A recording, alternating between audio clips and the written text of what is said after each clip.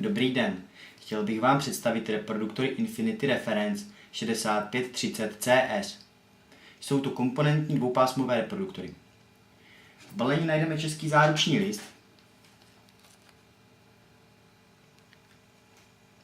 návod na obsluhu,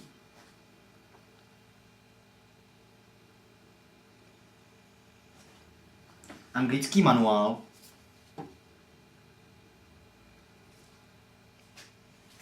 těsnicí pásku,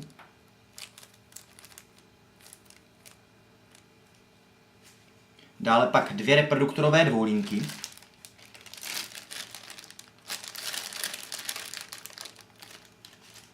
dvě výšky,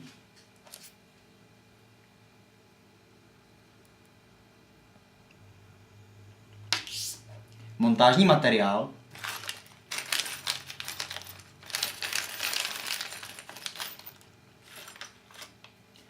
montážní domečky na výškové reproduktory,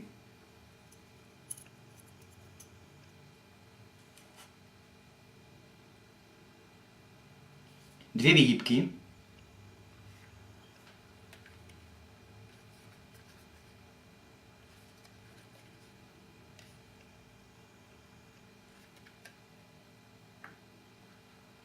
dvě ochranné mřížky,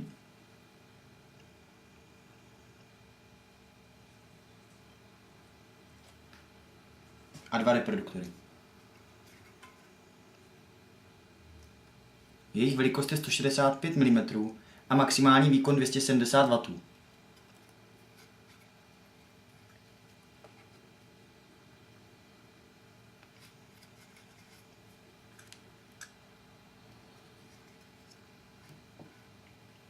Na našich internetových stránkách www.ahifi.cz nebo v kamenné prodejně v Brně naleznete i další reproduktory a mnoho dalších produktů AutoHifi.